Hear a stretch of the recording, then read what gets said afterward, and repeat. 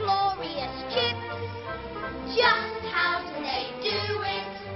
Spun sunflower oil, there's nothing else to it. These beauties are washed and peeled, yes, and then we chop them. We splash them with sunflower oil, then you munch them. Chips, glorious chips, how much do we love them? Try reading our lips, there's nothing above them. Just wait till you hear the news, writ large on the pack. How fat? 5% fat, 5% fat, 5% fat, 5% fat, 5% fat. That's my tribute to the old McCain man, to the McCain man, to Mr. McCain, to McCain, to what you doing there, buddy, McCain. There you go. Hey there, Brian Walsh. We have a do-over because I'm allowed a do-over, because that's what happens when you try to do stuff in a fast way and realise that you can't. And Niaz, there's still people watching the other one. I don't even care. Hello there, Betty boy. Yes, it's a McCain's ad that I love, which is chips, glorious chips. Just how do they do? I love parody songs. This weekend, I was writing some parody songs. I got blisters on my fingers. Like, my fingers actually got calluses on now that hurt. Like, I've actually got blisters on my fingers. It's very unattractive. It's very unattractive. But luckily, I've got my right hand. So, on that note, I thought I'd start today's show. I fell asleep on Thursday, as some of you may or may not know. I watched the Batman and Robin animated movie, which is amazing. If you have not watched it, please watch it. It's really, really good. Going off on a bit of tangent here, but it's an amazing movie. It's Adam West voicing Batman, and also Burt Ward voicing Robin, and Julie Newmar voicing Catwoman. It is from 2016, but it's a meta movie. It is amazing, and I just wanted to talk about it real fast. And also real fast, if you like the stuff that I'm doing, you should, go over to fowloriginal.com. Let me just show you how you can help support the channel, because, there's some people that are all like, but how, Fowl? How will I help you? How will I help you in the ways? And I'm like, I don't know, mate. Where are you from?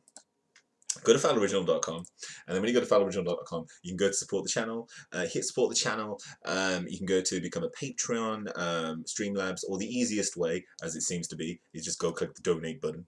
Once you click the donate button, then you can do this on your phone as well. Once you hit the donate button, it'll bring up a PayPal. You pop in whatever you want. You can also make it a monthly donation if you want, help a brother out, and that will basically just every month, whatever you put in there will come out. You can log into your PayPal when you get there, and debit card and stuff here, and it's just PayPal, isn't it? So just thought I'd pop that in before we come back to the news. So the death of John and this is very, very I felt like I should speak about this, because I remember yesterday I found out that this weekend has been a bit of a for me. So I've been doing a lot of things, keeping away from the news and the internet and stuff. I specifically took a moratorium on television over on Saturday, and it meant that this happening, I was like, whoa. So John McCain unfortunately passed away on the 25th of August. John McCain was a badass. I just have to say that one time. I don't even say one time. I can say it several times, because John McCain was a total badass. He was a Navy SEAL, and I remember reading about him, and he would have been the president to kill Putin. He'd be the kind of president. He wouldn't be a Donald Trump situation. He'd be he'd walk over and he would literally strangle him in front of the world. And that's the kind of guy that I was like, well, you know what? I can respect him. And he was, I'm going to go through his Wikipedia really quickly, just so that we can get a little bit of insight into the man behind the McCains. And the joke is over here, there's a company called McCain's, and they do a lot of chips and potato based stuff. So Wikipedia, John McCain. And this whole story is more based on how this has been handled by the White House. So let me just pop over to his Wikipedia. And where is Wikipedia? John McCain, John Sidney McCain III. Look at him. he is a he has a presidential face, he does. He was in office from 1987, sorry, 1987. Yeah, 1987 to 2018, preceded by Barry Goldwater and succeeded by Vacant. Vacant, one of the big wrestling champions here in the wrestling world. Currently, Vacant holds the title many times, many different titles in the wrestling world. And he was chairman of the Senate for Indian Affairs, Senate Armed Services Committee, Senate Commerce Committee, U.S. House of Republicans, Arizona. Now, the cool thing is as I said, he tried to be. He was in 2000. He tried to become president, and it didn't really happen. Unfortunately, in 2000, we got some more Bush, and in 2008, again, he tried to go for the presidential primary. So he got the presidential primary, tried to, but looks like, again, he just didn't. 2008, unfortunately, he went up against Barack Obama. You're not going to win against the first black president, are you? And he was a good guy, and you know, he wasn't really a bitter guy. He was a really nice guy. He constantly worked hard to help people, and he was a politician first and foremost. And on July 17th, 2017, he found out there was a blood clot above his left eye, and he had brain tumor. Is a glioblastoma, a very aggressive brain tumor, and there was chemotherapy, radiation. But that was back in 2017.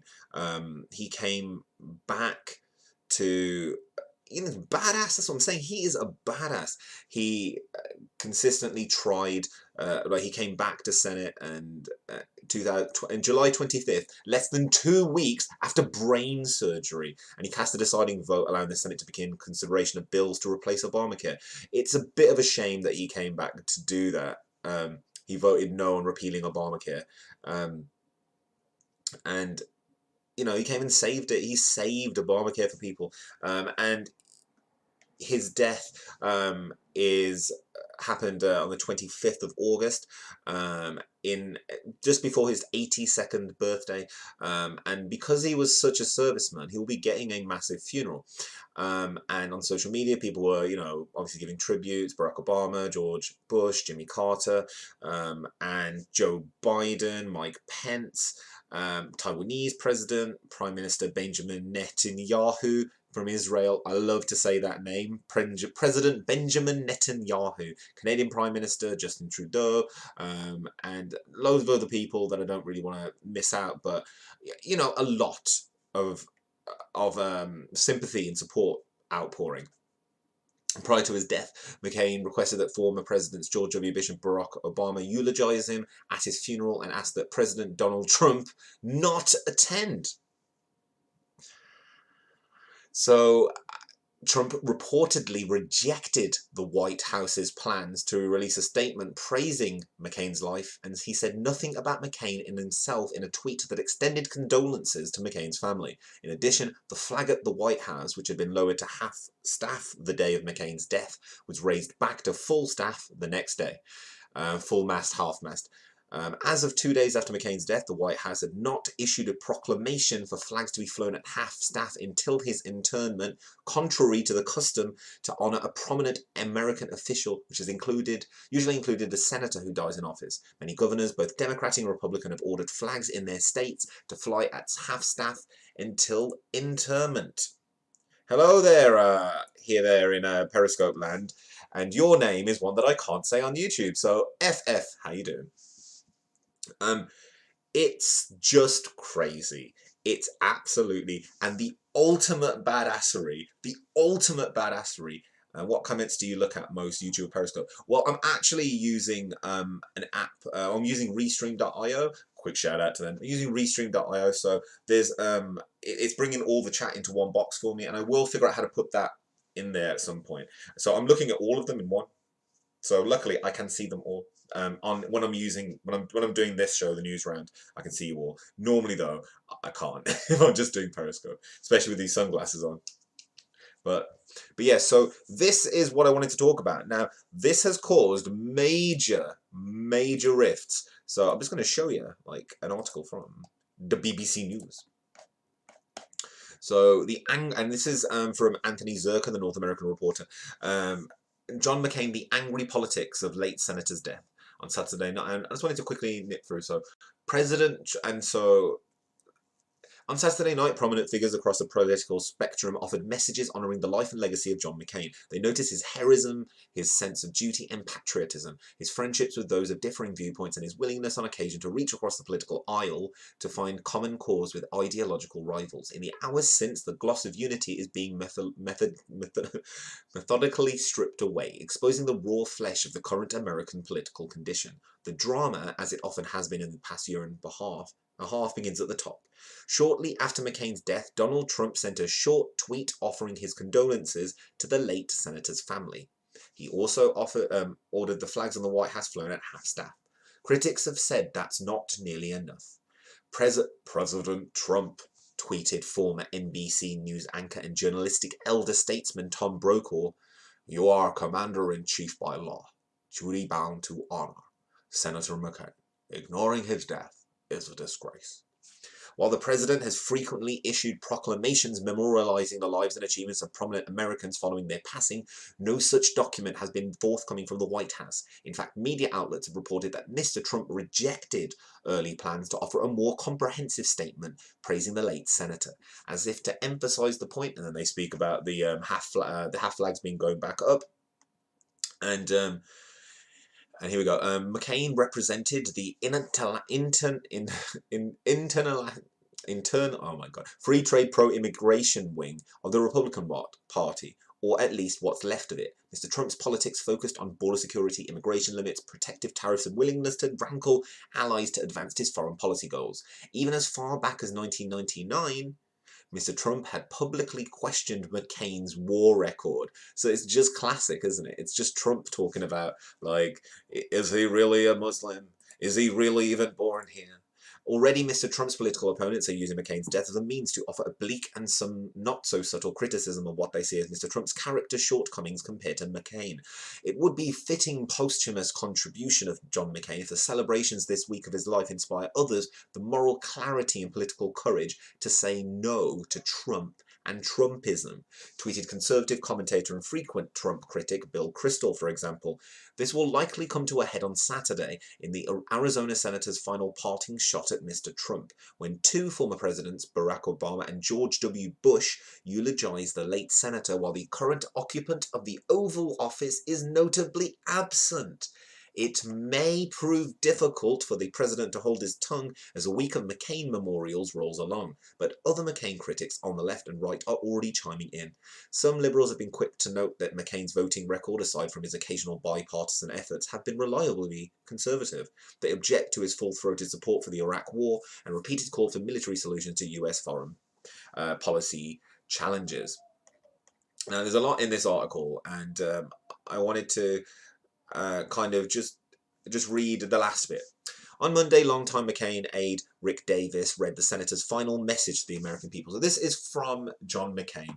On, you know, the last, even in his death throes, he's still a politician, and he still loved the people, and he didn't want his death to cause an issue. So I'm just going to read this to you. When we hide behind walls rather than tear them down, when we doubt the power of our ideals rather than trust them to be the great force for change they have always been. We have always had so much more in common with each other than in disagreement. If only we remember that and give each other the benefit of the presumption that we all love our country, we will get through these challenging times. We will come through them stronger than before. We always do. And I mean, that to me is just the legacy left by a man who had been lampooned in the media so much. Like, his war record, his love for his country was probably his greatest weakness. And that's the thing, his love for his country was his greatest weakness. And if you'd like to help sponsor the show, who is this? Highland Spring, you can. Let me just Ooh, that's refreshing water. H2, whoa.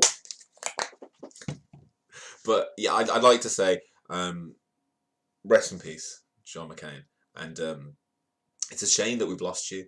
And in honour of McCain's passing, I will be watching the episode of South Park called About Last Night, where him and Barack Obama robbed the White House, Ocean's 11 style, which is amazing.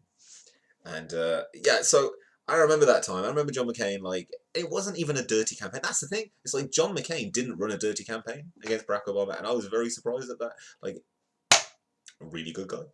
Really good guy. A very noble man. And I mean, there's no, yes, some of the things that he did were bad, but at least he was honest about his opinion. At least he wasn't hiding behind anything. Anyway, that's going to bring us to the other, I think, probably equally big story from the past few days that I think we've kind of missed, which is obviously Trump is not attending John McCain's funeral. That's number one. And the other thing that I wanted to talk about was, where are we? Where is it? Where did I put it? Here we go. So, and the other thing that I wanted to talk about was this story. Whoop, there we are. I want to talk about this story because this is I'm going to have to switch into. Whoops, a doodle. Where are we? Not here. I'm going to switch into. And I'll go, oh, I was using something else earlier on. So, in other news, I'm going to switch over to in other news. And this is a very, very, very sad story. It baffles me. It baffles me. So I just wanted to quickly just talk about it and just see what everybody had to think. So, US boy 9 killed himself after homophobic bullying, mom says. Here he is. A 9-year-old boy has killed himself after enduring 4 days of homophobic bullying at school in Denver, Colorado, his mother says. Leah Pierce told KDVR-TV that her son Jamel Miles revealed to her over the summer that he was gay. She said Jamel wanted to go to school and tell his classmates because he was proud to be gay. Denver Public Schools DPS say crisis counsellors have been made available to students at Jamel's elementary school. The school system sent letters to families on Friday about the additional counselling services for students. The letter addressed to Shoemaker families says Jamel's death is an unexpected loss for our school community and offers parents signs of stress to watch for in their children. Our goal is to partner with you in sharing this news with your child in the most appropriate way possible, with as much support as may be needed. So please feel free to reach out about how you want to handle this. DPS spokeswoman Will Jones told the BBC that teachers at Shoemaker are creating a space for students to share how they are feeling and to process their emotions. 4th and 5th grade teachers will also be calling families individually to check in on students. Our priority right now is to look at all the concerns raised in this case, to keep all our students safe, and to do a fair and thorough review of the facts surrounding this tragic loss, he said in an email statement. Denver police are investigating the boy's death as a suicide. Jamel's body was found at home on Thursday, Ms. Pierce told local media. He had begun attending 4th grade at the Joe Shoemaker Elementary School on Monday, she said.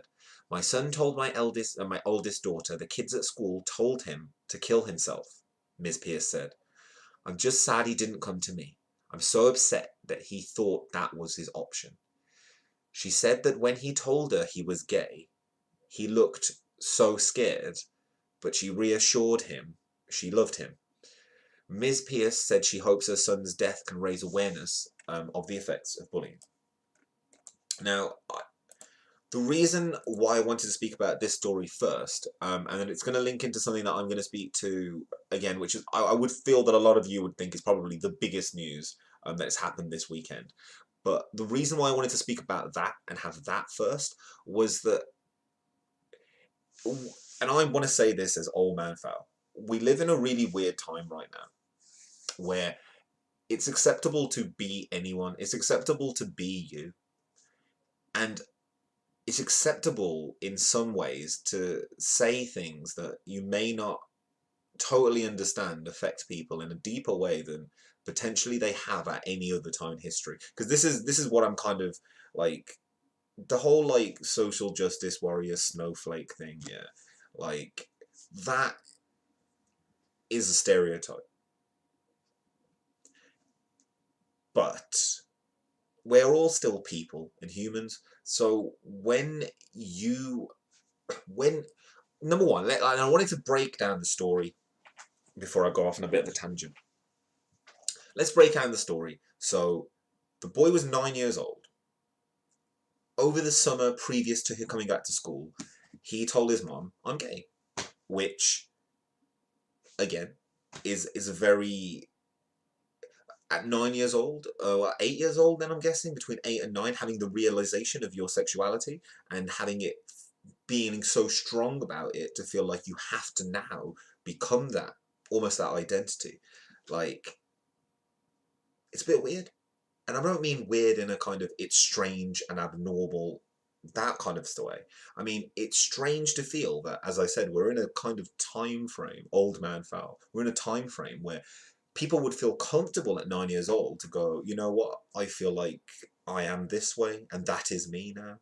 And to then go to school and tell all of their friends, like, you know what, I'm gay. Now, it seems as if this child just started at this elementary school, so I don't know if these people knew him before. If they didn't, then, oh my God, the balls on that kid to go into school on the first day of school and in brand new people at an age where, you know, people are starting to get maybe a bit anxious anyway, to say, you know what, everyone, my name's Jamel and I'm gay. And then for people then to come back at him and then say, even maybe in a jokey way, to say, kill yourself. Now, again, old man Fowl. But at work, someone, there was a kid there, and I say kid, it's not fair, but he was younger.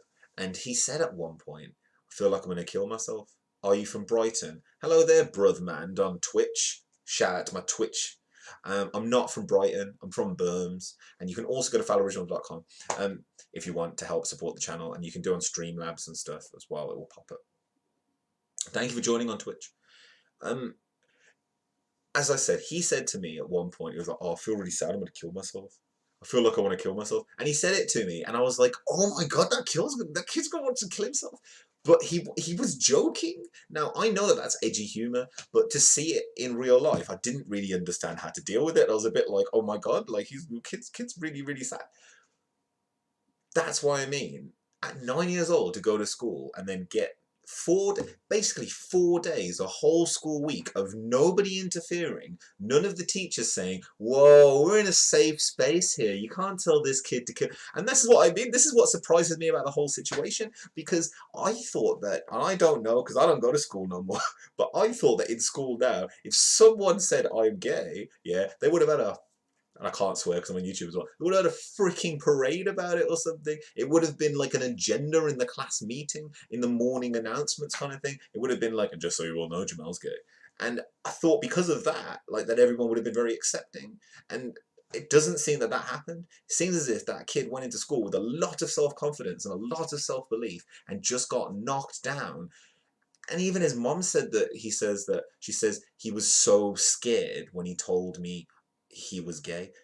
And the big thing I wanted to say was, it's very dangerous in these times, potentially, and maybe it's that it hasn't changed and it never changed and it never ever did change, but kids can be cruel and they always will be. And if you're gonna be, I watched the documentary, and this is going to lead into that, I watched the documentary Can I Be Your Neighbor, with Mr. Oh, what's his name? It's a wonderful day in the neighborhood, a beautiful day in the neighborhood. That guy, yeah. I watched a documentary with him, and he was an amazing guy, and he spoke to children, and he was like, they just need to be able to understand that people protect them. And it seems as if nowadays, and it's just a really sad story. But anyway, this is going to link into my next story, which I was really angry about this weekend. Like, obviously, I didn't really see much of the news because I was trying to keep like a moratorium away from it. But I was still on the social medias at some point, and this story really annoyed me because obviously the way that it was reported. And I think we all know what I'm going to talk about right now. I think we all know what I'm going to talk about. So, I mean, there's no use me even, like, messing about. So I might as well just pull it open now if we're going to just get it. Oh, I accept.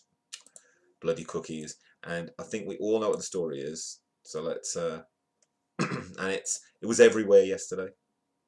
Which is 2 killed in shooting at Jacksonville video game tournament. This is from CNN.com, and this is what annoys me about the way in which news is reported. But let's just read it. Ryan Alleman was engrossed in the virtual world, focused on the video game in front of him, when he realized the gunshots he was hearing were real. He ducked and bolted for a restroom to take cover. After another mass shooting was unfolding in Florida, this time at a tournament for competitive players of the football video game Madden in Jacksonville, the winners could go on to a higher level tournament in Las Vegas in October, where large cash prizes could be won. Participants had gathered at the Jacksonville Landing Complex, an open-air marketplace with stores, bars and restaurants along the St. Johns River. David Katz, a 24-year-old gamer from Baltimore, Maryland, was in Jacksonville for the tournament at GLHF Game Bar in the back of a pizza restaurant. On Sunday, he brought a gun into the venue and opened fire, killing 2 people. Then he turned the gun on himself. Jacksonville Sheriff Mike Williams said, police have not yet released a possible motive. Katz used at least 1 handgun in the shooting, the sheriff said. 9 other people suffered gunshot wounds and 2 people were injured fleeing the area. Williams said the victims were all in stable condition at local hospitals, the sheriff said. The horror that unfolded and captured on an online stream of the event posted to the website Twitch. The game abruptly stopped after several shots were heard. People screamed. One person cried out, "Oh, F, what did he shoot me with?" The shooting came in the middle of the Madden video game tournament in Jacksonville, Florida. Shortly after 1:30 p.m., 911 calls started pouring in about the shooting, according to Williams. Officers were on the scene within 2 minutes. Alleman said he huddled in the bathroom for 10 minutes and ran from the scene. "I'm still shocked. I can hardly talk," he told CNN.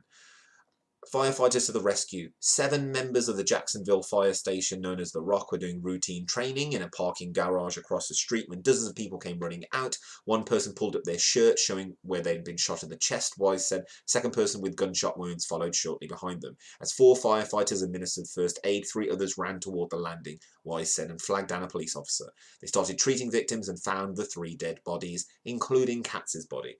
Hours after he committed suicide, authorities said agents with the Bureau of Alcohol, Tobacco, Firearms and Explosives and FBI and Baltimore police searched Katz's family home in Baltimore. "I'm one of the better players." Katz went by the gaming name Bread and previously won Madden tournaments in 2017, multiple gamers told CNN. In February 2017, the Buffalo Bills pictured out a tweet of him after he won the Madden 17 Bills Championship. "Congrats to David Katz, the Madden 17 Bills Championship winner. Thanks for following along, Bills fans," the tweet read. In an interview after the win with former Buffalo's Bills player Steve Tasker, Katz talked about his prowess. "I think personally I'm one of the better players." There he is. There he is. Congrats to David Katz, the Madden 17 Bill, when he won the tournament. Another mass shooting in Florida. Florida has seen several mass shootings in recent years. A gunman killed 17 people. Pulse nightclub in Orlando with the homosexual Muslim.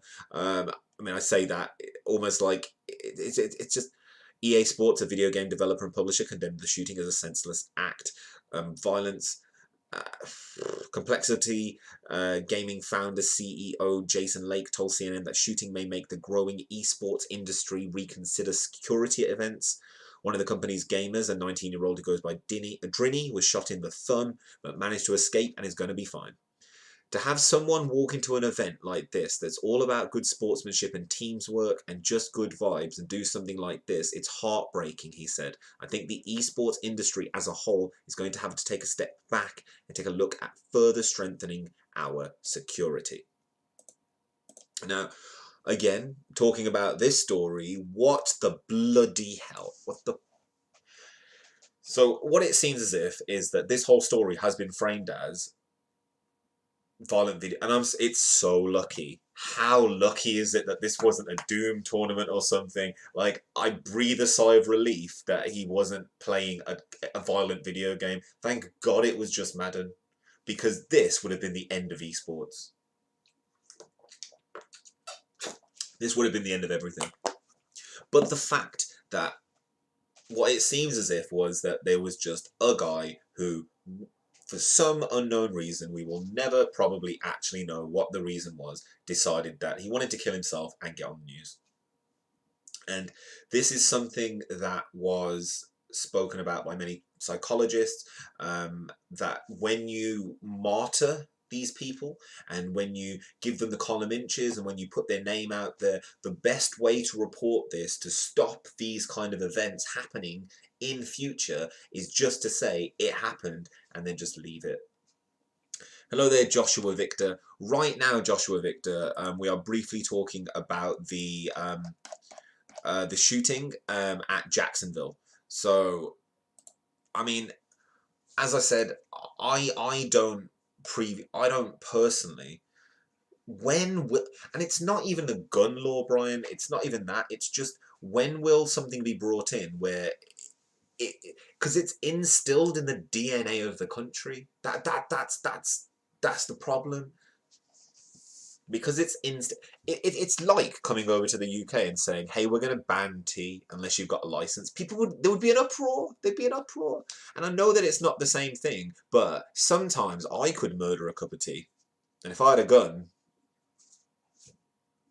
and this is my whole, like, and I don't really have a stance on gun laws as such, because when it comes down to it, we don't really have guns in this country. We do, but they're where they need to be, with the police and people who shouldn't be having them. Not everyone.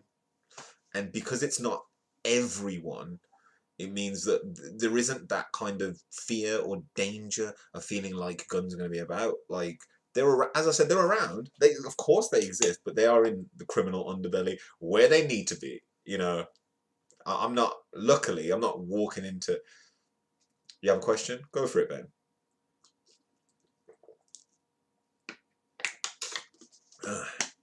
It's a bank holiday show, so I'm going to be a little bit more.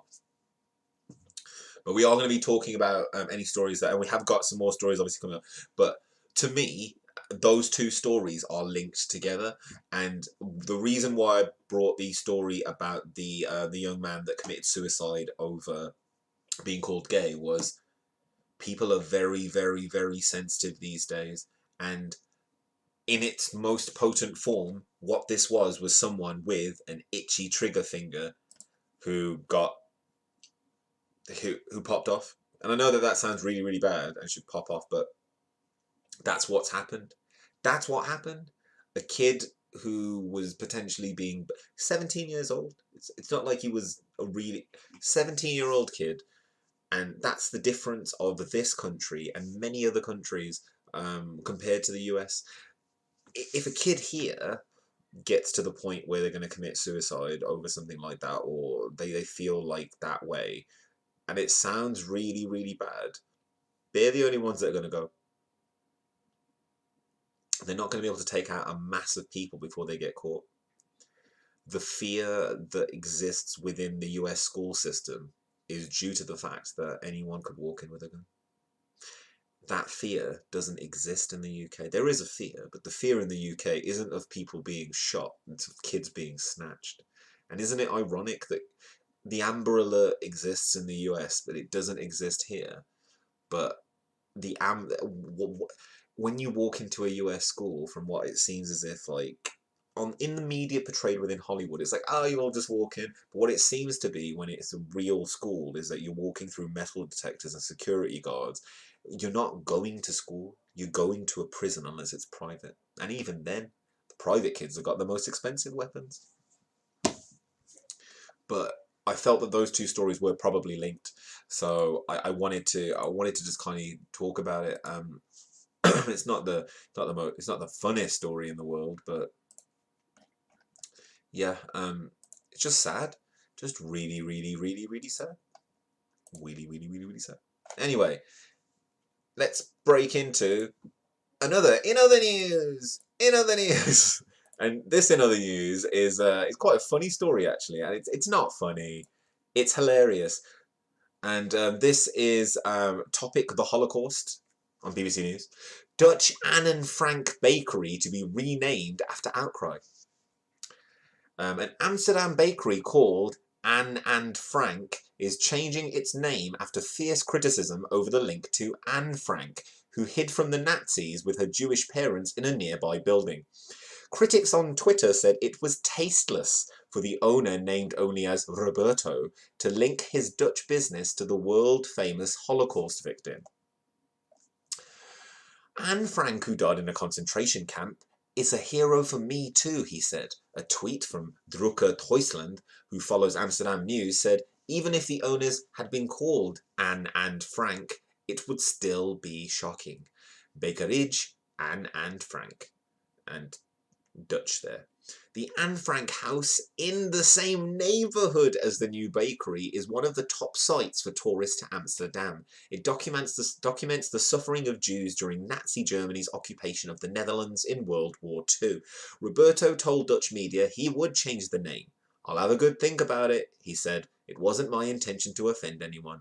The Diary of Anne Frank is a global bestseller. She died of typhus in Bergen-Belsen camp in 1945, not long before the British Army liberated it.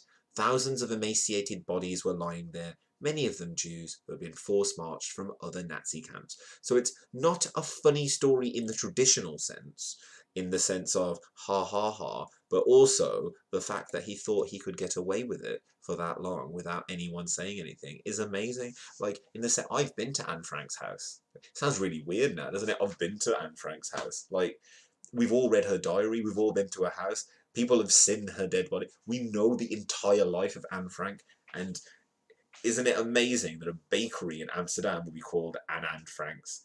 And I like the fact that one of the quotes was, even if the bakers' names were Anne and Frank, it would have been controversial. So he knew exactly what he was doing. He's got him common inches. But oh my god, what a freaking story indeedy doody.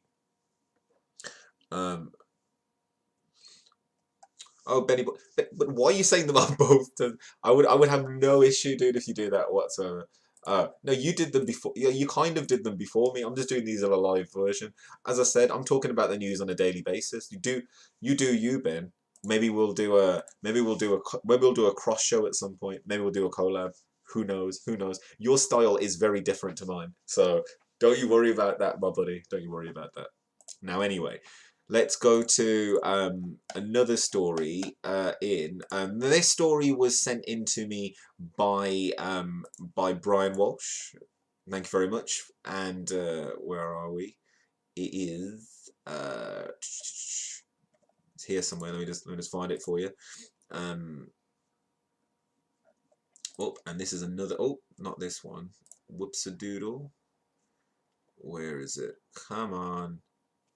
Here it is. Now this is something that I heard about before, but it looks as if we've got some new information. So from Brian Walsh, in other news, UK's biggest payday lender and former Newcastle United sponsor. Come on, man! I don't have ads on this channel. There's ads everywhere on this website though. UK's biggest payday lender and former Newcastle United sponsor Wonga reportedly close to collapse. The former Newcastle United shirt sponsor is said to still have lined up Grant Thornton as an administrator. This website is terrible. This website is absolutely terrible. Let's just refresh. Let's refresh. This website is absolutely. I have to. What? Not answering it. Wait a second. Let's just Unfortunately, we're going to have to take it from a different, we'll take it from the sun. What happens to Wonga debts if it collapses, and what are the compensation claims? The payday lender is said to be on the brink of going bust, which means the administrators will take over the debts. Payday loan giant Wonga is said to be on the brink of going bust, but what does that mean for your debts? The company has been in trouble for some time now and was kept afloat 3 weeks ago thanks to a £10 million emergency cash injection from shareholders. And I did cover that, actually. I think I spoke about it a few weeks ago. Wonga is said to be struggling to cope with an influx of new compensation claims. Wonga is still processing thousands of compensation claims after it was accused of irresponsibly lending, targeting vulnerable customers, and charging sky-high interest back in 2014. Sky News reported that the cash injection only led to an influx of new claims and the firm has been unable to cope with the demand. You know what, actually, yeah, really quickly, have you seen that article on there about May the Force be with you and stuff, yeah? I wanted to talk about that. That was going to be an article later on today. And I'm very annoyed, and I've got one of these things, the train like a Jedi thing that was just showing there. So I'm just quickly just nip away. But I'm coming back. We're going to talk about that later on, actually. How interesting, how very bloody interesting. It is also believed that the company is set to appoint Grant Thornton as administrator and city regulations are... No, Wonga in debt, how ironic. It is also believed the company is set to appoint Grant Thornton as administrator and city regulators are apparently in talks with Wonga over selling parts of the firm in an effort to save 500 jobs. Even though the firm hasn't confirmed the report, it pays to be prepared and important to know your rights. What happens to your debts if Wonga goes bust? Unfortunately, if Wonga does stop trading, then your debts won't automatically be written off. If the firm goes into administration, the administrators will take over the running of the company. This means that if you have a loan with a payday lender and are still paying it back, then you will have to continue your payments as normal. This is because that side of the business will still be running, but it won't be able to lend anymore. Of course, nothing has been decided yet. Thank you for inviting your followers, Ben. But under one way, the firm may try and raise the funds will be selling the debts on. Why is Wonga paying out compensation? 4 years ago, the city watchdog, the Financial Conduct Authority, ordered doorstep lenders like Wonga and QuickQuid to compensate borrowers who slipped into more debt as a result of irresponsible lending before a cap was brought in 2014. Customers were charged sky-high interest rates on cash loans they couldn't afford to pay back, pushing them further into a spiral of debt. They were accused of specifically targeting vulnerable borrowers. Recently, the firms were slammed by claimant experts for dragging their feet over handling the payouts. Vincent Vernon from Payday Refund said it was dealing with 32,000 customers and claimed a quarter of which are with Wonga. And how to know if I'm owed compensation. To get the payout, customers have to prove that their financial situation worsened as a result of the loans. They need to include details like the address they lived in at the time they applied for the loan and how easy it was to get the cash. Some of these details can be tricky to recall, and James Walker from Resolver claims that the firms are making it harder by shutting down customers' online accounts. Borrowers don't need their online accounts to lodge a complaint, though, as the firm is legally bound to keep a record of all loans it has given out over 6 months. Can I still submit compensation? And yes, you can still submit a claim, and you have to register the claim as blah, blah, blah, blah, blah. Well. Wellity. So this show's taken a bit of a dark turn tonight, actually. Wellity. Wonga running out of dosh. Now, it's very, very, very interesting that this has happened now, and it's very interesting to think that an industry that was built because people couldn't pay for an industry that had messed up finance beforehand with loans that were given out for houses and stuff. The whole of the financial market crashing not that long ago kind of made these sunny and like payday loans just spring out of nowhere. And the fact that they were being advertised to people who were unemployed, sitting at home because they just lost their jobs and they couldn't afford the payments on their house. But you know what? Yeah, we still get holiday because we go to wonga.com. And they didn't have a job and people were just giving money out. Amigo Loans is probably one of the only ones where I felt like, where they went like, okay, at least we know that one of the people here will pay it. They were a business based, it's a predatory business based on the fact that people don't have a lot of money and that they want these things. And how easy is it? Oh, it's so easy. Don't even look at the interest rate. Whatever, it's fine. You got a job, you got money, you'll give you till the end of the month. And now, The old woman in the Wonga advert a few years back looked like my great grandma. And it's weird because you'd watch the Wonga ads and you'd be like, how? But the industry was built up on the fact that another industry, the housing industry, had just gone under for trying to do the same thing. And don't you think it's funny now that these are all going to be sold off? Luckily, these are just shareholders. The shareholders are the ones that are going to get hit the hardest. And the shareholders just gave more money into it and it's going to go bust. Like, these companies will slowly go out of business, and the fact that people were able to get credit, I just hope that this doesn't lead to people losing their homes over these and payday lending. Something my mom told me once, and then she told me, don't take one of those payday loans out. I remember like at one point I needed a bit, but she was like, don't take one of those payday loans out. I was a bit like, why would I even do that? It's obviously a false economy. If you're paying back like 1,000% more than you put into it, then you didn't really need the money. Probably trim from somewhere else. Anyway, let's just go to another in other news. So una momento, if I can find it. Whoops. And let's nip back, because one of the stories that I saw today, it made me,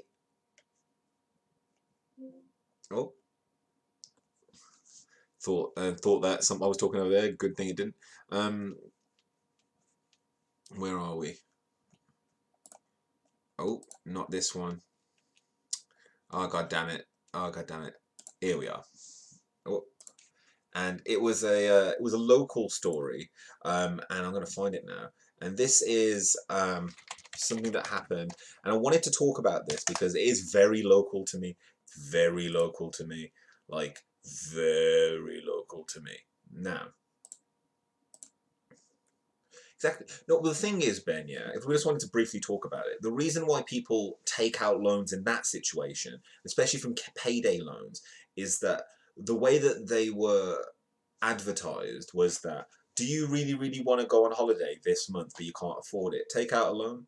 And then you go, okay, cool. And it's like, well, unless you earn this amount. But because it was always like an online thing, it's like, well, yeah, you just give them the money. Now, the thing is, you have to remember that if you're already living payday to payday, paycheck to paycheck, if you then take out a loan, and exactly that's what Brian, mortgages and low pay and bombarded by ads. And that's the point.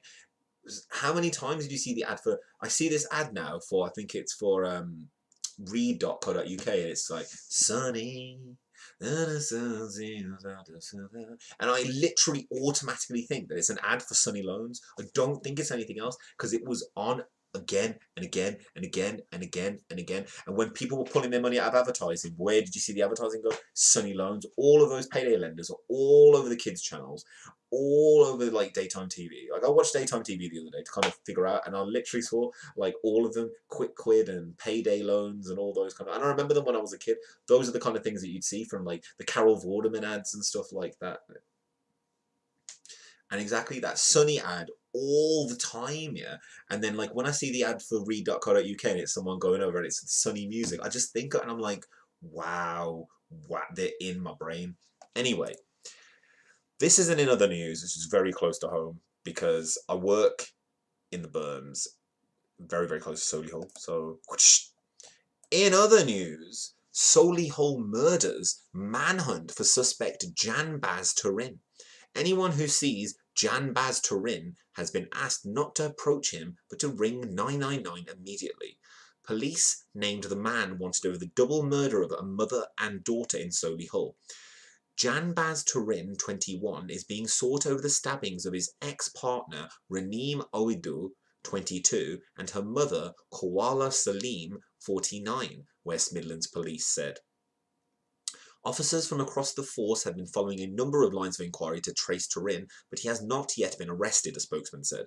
The mother and daughter were found in North Down Road just after 12:30 a.m. Their relative said in a statement, "Our family is devastated with the loss of our loved ones. Anyone who sees Turin has been asked not to approach him but to ring 999 immediately. Officers said the two women had suffered serious stab wounds. Despite the best efforts of the emergency services, they were tragically confirmed dead at the scene, which is outside Huala's house, the Force spokesman said. Because it has had previous contact with the victim's family, West Midlands Police has referred itself to the Independent Office for Police Conduct. Misguided loyalty. Detective Inspector Caroline Caulfield said, "My message to Turin would be that it's vitally important that we get to speak to you as soon as possible, so please do the right thing and let us know where you are." She also appealed to the public to help find him. Detective Inspector Caulfield said anyone shielding him through a sense of misguided loyalty were committing an offence and would be prosecuted. "We've been working flat out to apprehend Tarin since the early hours of this morning, following up a number of lines of inquiry," she said. "As we have so far not been able to locate Tarin, I'm now asking for the public's help in tracing him." The family of the two women said, "Do I live near that? We would like to give thanks to all of the love and support we have received. We kindly request that our privacy is respected at this difficult time." Neighbours living on the quiet residential road reported being woken up by a lot of screaming and shouting and a man driving away in a van. Chief Superintendent Baz Javid, Solihull Policing Commander, said, "Tragedies like this are incredibly rare, but that does not do anything to diminish the awful nature of what has happened in Solihull today. I'm sure the thoughts of everyone in the borough and beyond will be with the family and friends of Raneem and Huala." The force said there would be a visible presence in the area over coming days to provide reassurance in the community. Now, here we go. It's now, initially, I remember hearing that. Now, this is North Down Road. So, North Down Road is, there you go. Ali Gibson, who lives nearby, said she was shocked by the stabbings. "I've lived here for nearly a year and a half, and I've lived in Solihull my whole life, and I've never heard anything happen like that." It's North Down Road. I'm very. I don't live near it, but I work near there, so I was a bit like, God damn, it was scary. I remember reading about it, and I was like, "There's the manhunt going on for it at the moment," and this is another one that I thought, in other news, but this is local news to me. Women removed from suspected brothel in Moseley. Two women were taken into the care of authorities after police raided a suspected brothel in Birmingham. Officers went to Queenswood Road, Moseley on Saturday afternoon.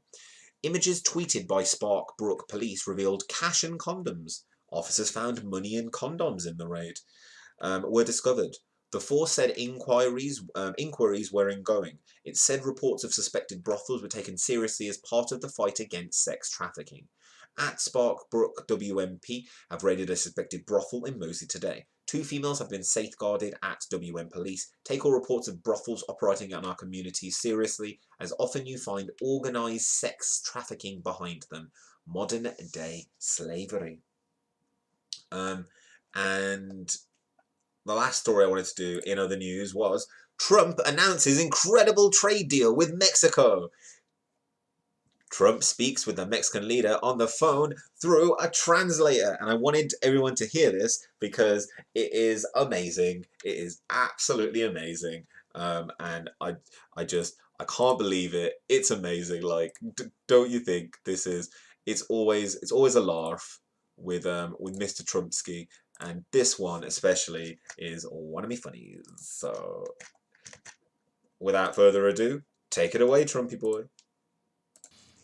It's an incredible deal. It's an incredible deal for both parties. Most importantly, it's an incredible deal for the workers and for the citizens of both countries. Our farmers are going to be so happy. You know, the farmers have stuck with me. I said we were going to do this. And Mexico's promised to immediately start purchasing as much farm product as they can. They're going to work on that very hard. And as you know, we're working unrelated to this. We're working very much with other countries.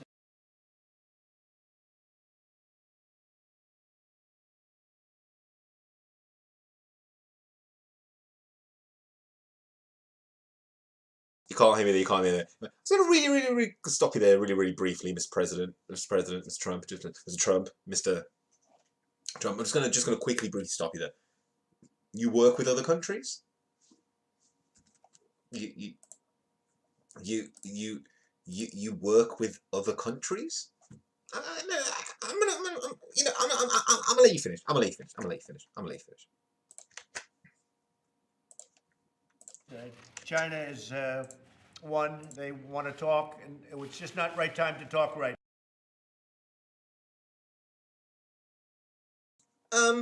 China is the one that wants to talk, but it's not really the right time to talk right now. Okay. I'm gonna let you finish. I'm gonna let you finish. I keep interrupting you. I apologize. Now, to be honest with China, it's too one-sided for too many years, for too many decades, and so it's not the right time to talk. But eventually, I'm sure that we'll be able to work out a deal with China. In the meantime, we're doing very well with China. Our economy is up. It's never been this good before, and I think it's only going to get better.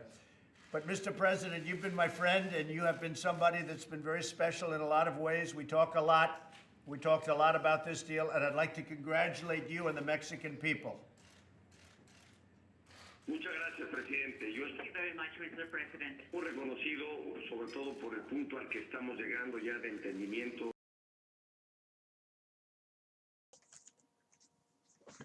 I just wanted to quickly laugh there, interject laugh. Did you see Trump there? He says the whole thing, and then he's like, friends. He's not his friend, and you're my friend. I love you. Let's just watch his reactions. Yeah, as like because I watch his. He says, Mr. President. He's waiting for someone to hear. Like at some point, I heard the word "puto" sounded like it was in there, which is it is a swear, I believe, in Mexican. I apologize. Go back. Let's go back. I highly recognize this, especially because of the point of understanding we are now reaching on this deal. Y espero y deseo que realmente la parte con Canadá se pueda, ojalá, y deseo que se pueda concretar. And I really Who was he winking at? He doesn't like the press. He's just sitting there going, what was that? Anyway, sorry, I'm gonna let you finish. hope and I desire, I wish that the part with Canada, really hope and I desire. Espero y deseo que realmente la parte con Canadá.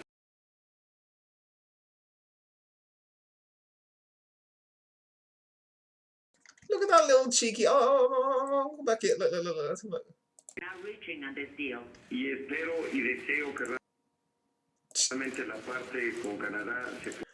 Cheeky little wink there. Anyway, sorry. I'm gonna let you finish. Ojalá. With Canada will be materialized. Digamos desde su inicio. Taking a final point of. Formalización del acuerdo. And I hope that in the following days we can materialize the signing and the formalization of the agreement.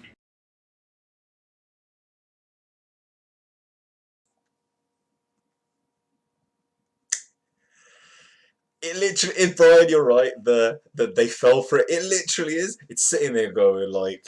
It's like him sitting there, imagining himself in the 80s going, so I got some storm property for you to sell, yeah, the Chinese are thinking about it, we may be talking, but you're my friend, and I hope that, you know, it's all going to be good, and everything's happening, congratulations on this deal and stuff, and you know, yeah, it's all good, yeah, I can't believe I got away with it, wink. Totally is. Now anyway, let's finish off. It's I love, yeah, that if you go to the BBC News website, so I'm gonna bring it up, yeah. So like dum like the US and Mexico have reached common ground on key trade terms as pressure mounts to complete renegotiation of the North American Free Trade Agreement, NAFTA. US President Donald Trump, a frequent critic of the existing deal, announced the apparent breakthrough on Monday. The final outcome remained in doubt as Canada, the third country in the treaty, because at one point when you hear him talk about Canada, his face goes angry. The third country in the treaty has not yet signed off. Hello there, DFKGF. How the hell are you? You are one of my new Twitch people. I would love for you to subscribe and check out what I do. I'm also on the Periscopes and also on the YouTubes. Now, in televised appearance of the White House, Mr. Trump said the US and Mexico had agreed on terms that would make for an incredible deal that was much more fair. US officials said they expected to resume talks shortly with Canada, which has not yet participated in the discussions in recent weeks. But Mr. Trump has said he's not committed to a three-country agreement and will be willing to strike separately bilateral deals. All right, DFG. Alright, DFG. He also threatened Canada with tariffs on cars and said he wanted to get rid of the name NAFTA, which he said has bad connotations. We will see whether or not to decide to put Canada or just do a separate deal with Canada, he said. The Canada question, and it's just hilarious. What's in the agreement? Oh, look, if NAFTA trade deal was a hamburger. Let's have a little look at this. This looks hilarious. NAFTA covers more than $1 trillion. I remember learning about NAFTA when I was a kid. In the preliminary agreement on Monday, the US and Mexico agreed that 75% of a product must be made in two countries to receive tax-free treatment. So let's have a look at this, which seems to be... I see a Trump. I came in. Oh, I see. Oh, it's a Conrad fan. Oh, awesome. Awesome. Let's have a look at this. What is this? Donald Trump talks a lot about trade deals. In case you missed it, he's not really a fan. Every trade deal we have is horrible. He claims they take away American jobs and they really hurt American producers and farmers. But one thing we know the president is definitely a big fan of is the all-American burger. But the thing is... He loves the... He loves the burgers, he does. He loves his bloody burgers, he does. He totally loves the burgers, does Mr. Trump. So let's just pop back. Sorry, I keep interrupting them, I apologise. This burger is really only made possible thanks to NAFTA, or the North American Free Trade Agreement, and that's the very agreement that the Trump administration No one expects the Spanish Inquisition. No one expects the Spanish Inquisition. DFK. Take the beef of this GF. burger. Well, American farmers grow corn, they send that corn to Mexico, to Canada. Ranchers there use that to feed their cattle, who then send about 2 million cows back to the US to be processed. Then take the bun that's almost certainly made with Canadian wheat. You've got your tomatoes, you've got your... Sorry, just need to... Oh, Canada, our home and native land. lettuce, they're almost certainly from Mexico. And if you like mushrooms on your burger, which I quite frankly think is a crime, then again, depending on the variety, could come from any of the 3 countries. And no burger is complete without French fries. Ooh, DFKGF. Ooh, we're going to have a little discussion about this afterwards. No, I don't. Exporters of frozen French fries. I do not like Mr. Farage. Renegotiating NAFTA doesn't mean that this burger ceases whatsoever to exist. But what it might do is take I'm not a really that complex politically dish biased. and make it even more complicated. For now, I'm quite hungry. I know you're talking about Farage. No, I'm not a big fan of Nigel Farage. Not a big fan of Nigel Farage. If anything, I remain, and I will say it now, I voted to remain. But I didn't vote because I'm not that kind of guy. Because, as George Carlin has said on many occasions, I would rather sit at home and masturbate than vote, because they both achieve the same amount, the same result, and the same outcome. Now, that's I love that you have Conrad. I love that you have Conrad as one of your emojis. That's awesome. DFKJF. It's awesome to see that this is coming out on Twitter as well. Twitch even. It's crazy. It's absolutely crazy that this comes out on Twitch. Like as well. Like, I've seen people on Twitch here. Anyway, that's basically. I think we should have remained exactly. I think that's all the news that I really want to talk about today. Now I will be back tomorrow with a regular. With regs, the regs of the show, so that will be tomorrow. I have a poll going up on Twitter at the moment. Let's see where it is. Let's see how amazing it's done or how badly it's done. So I'd like to thank everyone. Obviously, if you want to we'll go to our poll in a second, but first, if you'd like to support the channel, and you know, I do a lot of stuff, different stuff all over the internet, so if you'd like to support the channel for any of the stuff that I do, you can go to fowloriginal.com. When you get to fowloriginal.com, you can find out what I'm doing, where you can find me, etc. You can also go to support the channel. If you go to support the channel, you can help support me on Patreon. I keep saying it all the time, but I will fix my Patreon at some point to kind of reflect exactly what I'm doing at the moment. Support the channel via Streamlabs. You can click Streamlabs if you're on Twitch, probably the easiest way for you to do it. You can also go to donate. If you go to donate, then you get to the PayPal link. PayPal link is here. You can put in anything you want via PayPal. You can also make this a monthly donation. Log into your PayPal account. Give me a little bit of coin if you want, and you can help me out with anything. I do anything for you, do anything for me, do anything but you.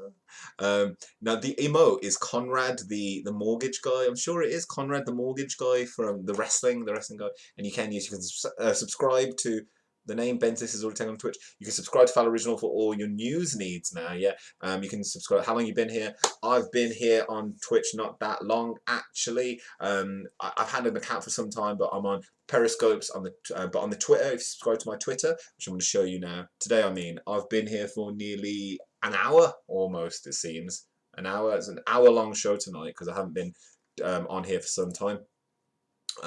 Now I wanted to show you also one more thing, which is obviously the Twitter. Now if you go to my Twitter, that's where most of my stuff happens actually, where I'm on there all the time. So if you check my Twitter out, today we yeah, I'm streaming on Twitch right now.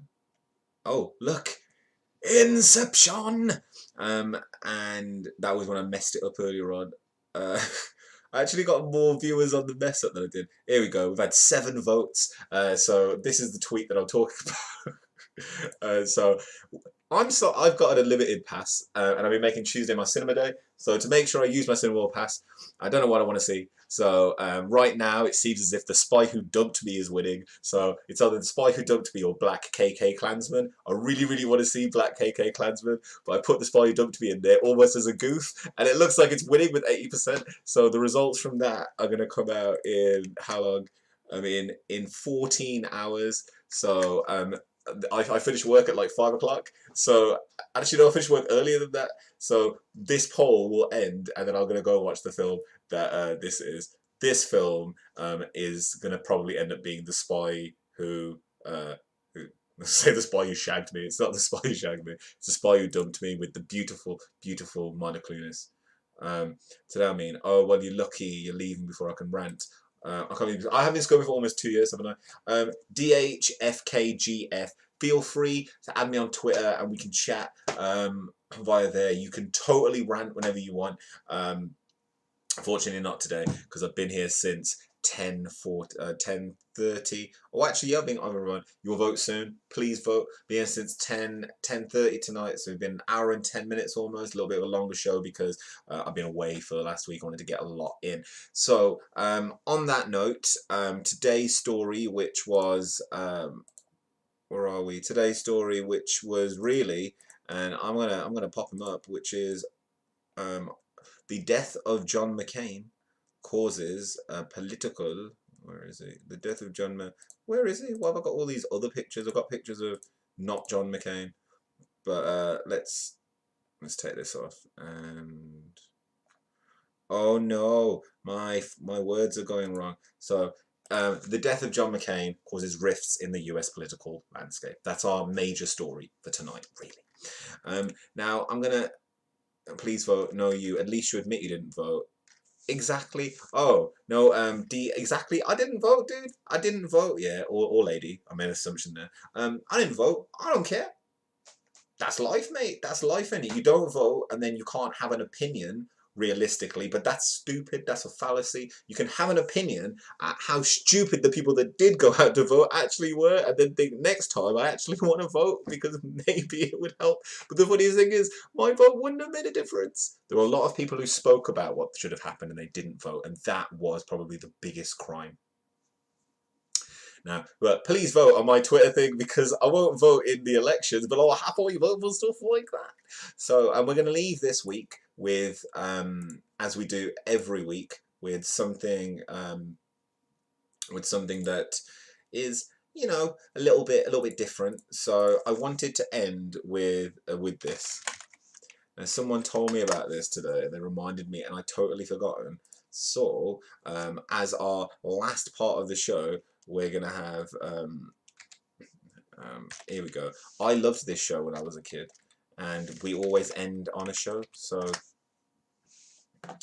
let's find it. Let's first of all just make sure that we don't blast your ears out first. And here we go. I hope no one owns this bloody show. Here we go. This might be quite loud, actually. So thank you all for joining tonight. As ever, if you want to help support the channel, go to fowloriginal.com and enjoy this.